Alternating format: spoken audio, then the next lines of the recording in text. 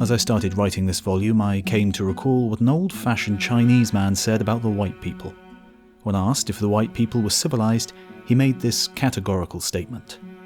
Civilized? Far from it. You can't civilize these foreign devils. They are beyond redemption.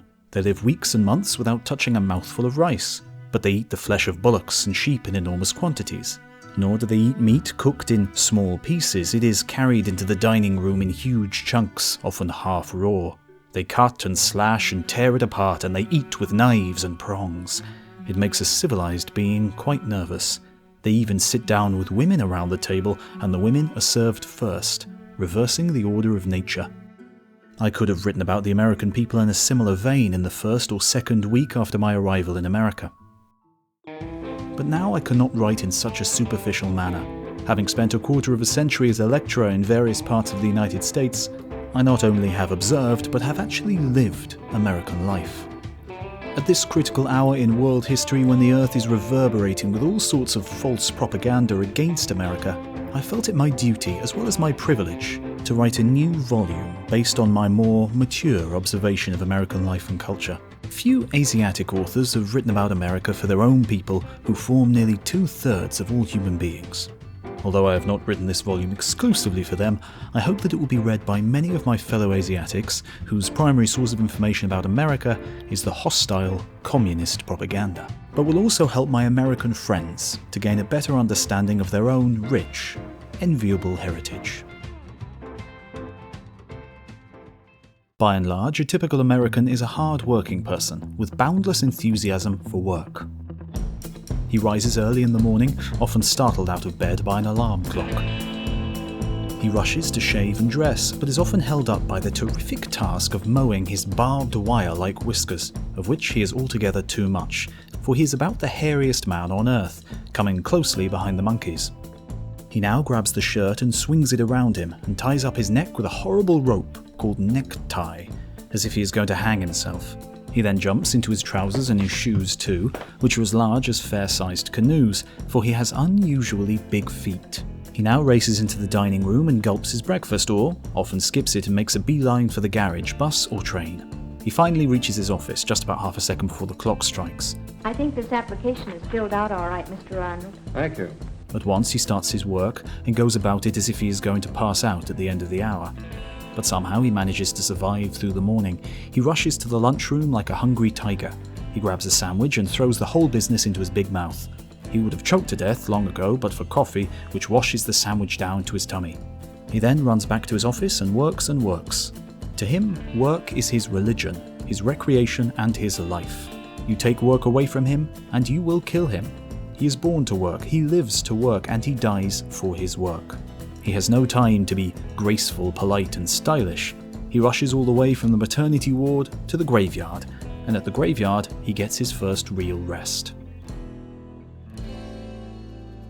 In fact, even after their death, most Americans do not seem to get much rest, for some of them believe that heaven is not a place of leisure, but it is a sort of workshop, where the souls of the mortal beings play harps and sing and dance with the angels. The bad Americans, however, seem to get some rest after their death, for according to some Americans, hell is a place of rest, where there is nothing for a man to do.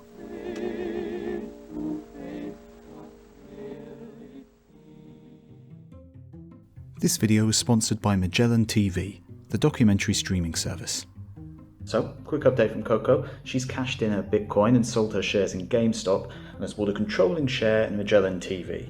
So it's now called Coco TV, and will have one documentary constantly streaming of a bird flying round in a circle. I joke, of course. Magellan actually has more than 3,000 documentaries, and new ones are appearing all the time. A great example of this is our recommendation this week, Ancient Angkor, an exploration of the wonderful temple complex using the latest technology. Magellan is essentially a Netflix for documentaries, with the largest range of history stuff anywhere, amongst lots of other genres. Much of it's available in 4K and playable on a wide variety of devices. So, click on the link in the description for an exclusive month-long free trial for Voices of the Past viewers. Thanks.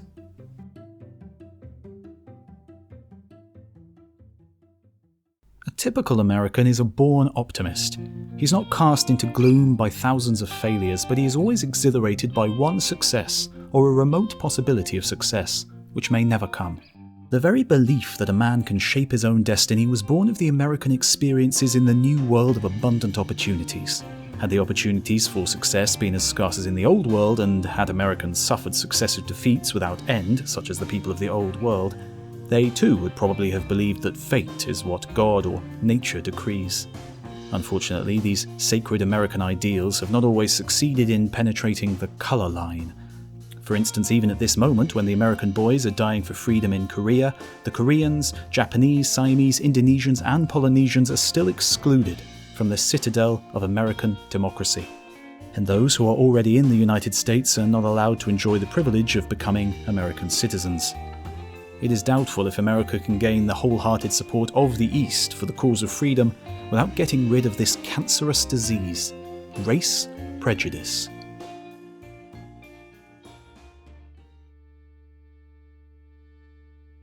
Despite this, truly, not until I found a sanctuary in America did I have a taste of liberty.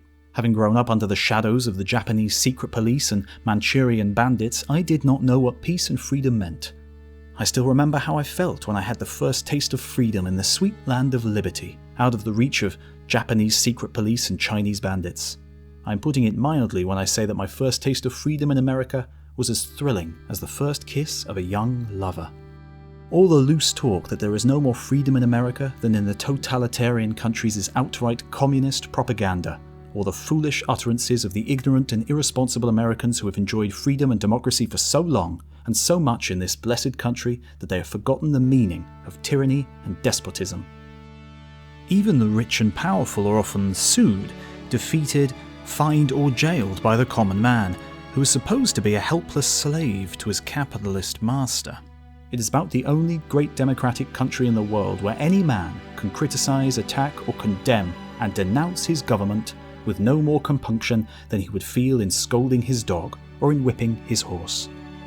It is about the only country under the sun where any man can even call the president of his country SOB, whatever that may mean, and can still retain his head and go about the country as free as a bird.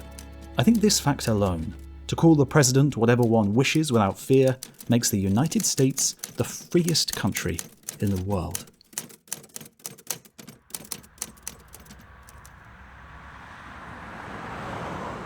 Travelling up and down the country, I have attacked and denounced the American people and government for their indifference with the Pacific and Far Eastern affairs. Had I done this in a totalitarian state, I would have lost my head long ago. But no official or civilian has ever questioned my right to say what I said. The only thing which have deprived me of my freedom of speech and movement have been the blizzards and the labour strikes, which stopped the buses, trains or planes. The fine spirit of sportsmanship is beautifully expressed in almost every political election. The opposing candidates throw mud at each other's faces and call each other names in a way that no honourable man would dream of doing. They shout, yell and swear in the strongest language as if they are going to kill each other off and get it over with in a hurry. Certainly few decent men on earth can think of admiring a people who lie and cheat as the American campaigners do. But the way they accept the result of the election arouses the highest respect of all men. In most countries, the loser continues the battle after the election. He accuses the winner of using dishonest methods in the election and refuses to accept the result of the election. I'm not going to give in, let us fight it out. So the election by ballots ends in election by bullets. But it is not so with Americans. Both the winner and the loser accept the election result as final, although they know that the majority cannot be right always.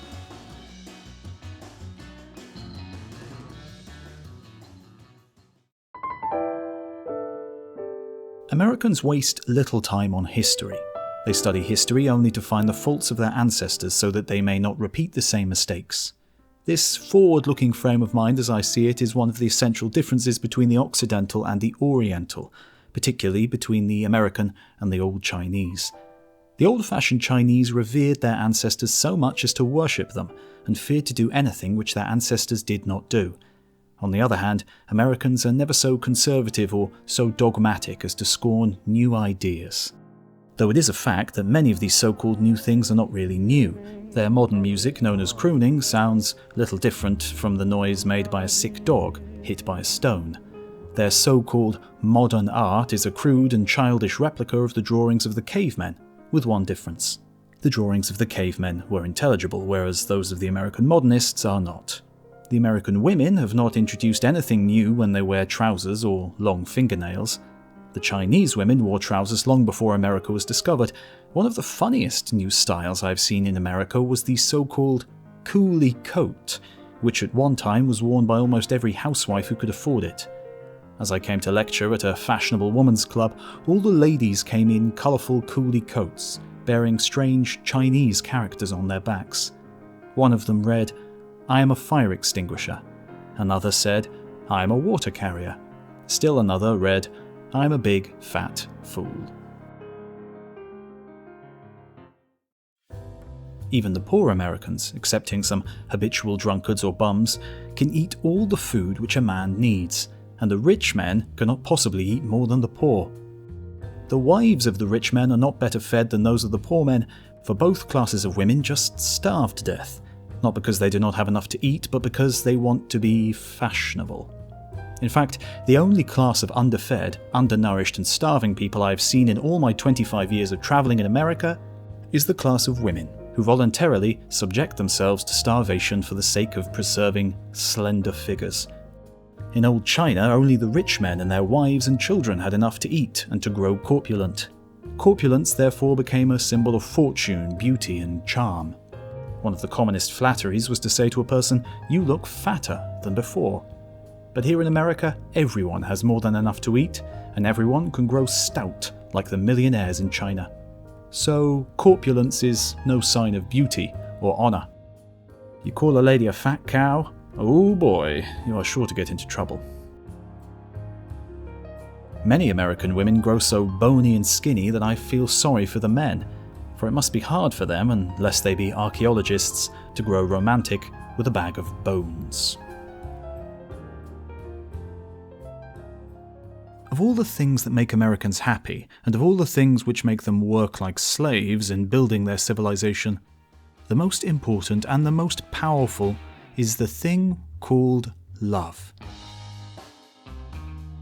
It is no exaggeration to say that all their struggle for success, wealth and honour has been motivated by love, which has been glorified in legend and fable, in drama, music and literature. So, when I was a student, I fell for a beautiful, sweet, little American co-ed. I shall never forget how I felt. My eyes were fixed on the stars, my feet walked on the drifting clouds. My heart was filled with something which made me sigh often. My mind was blank and my head swam about in a dreamland. I couldn't eat or sleep. Subsequently, I grew dizzy, tired and weak, and I felt as if I had caught a terrible flu. I did not know what it was at first. When I asked about it, my American friends told me that it was love. It was incredible, and I asked, "You mean to say this is the stuff which you fight and die over?" "Yep, that's it," said my friends.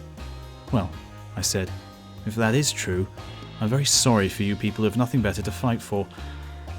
Personally, I would rather catch another flu."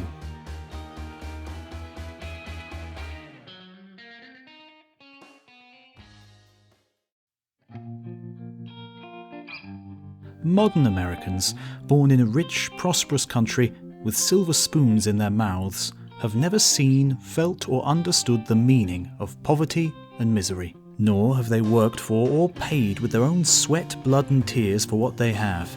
Naturally, they do not fully appreciate what they have and are not content with all the wealth and comfort found in America. Whether happy or not, Americans have built in their search for happiness the mightiest material civilization known in history. What they have built has served both as a target of attack and an object of worship. The critics of American civilization usually say, in substance, "You have developed science and inventions, but you have not improved your men and women. You have built great homes, churches, schools, factories, planes and ships, but you have not developed your morals and manners. You have leveled the mountains, tamed the rivers, and transformed your deserts and wildernesses into farms, orchards and parks. but you have not developed your cultural and spiritual qualities of life. But, in a way, it is fortunate for all democratic peoples that America has put a priority on developing her material power. Had she been too much occupied with producing her Beethovens, Miltons and Shakespeares to give thought to creating Fords, Edisons and Comptons, she might have gone down under the heels of Tojo or Stalin, regardless of her beautiful art, music, literature, philosophy and religion, valuable though they are. Had she been ruthlessly crushed as other countries were, what nation would have served in her place as an arsenal of democracy and a reservoir of lifeblood for the teeming millions of the helpless and hopeless victims of war? Materialistic America, I take my hat off to thee.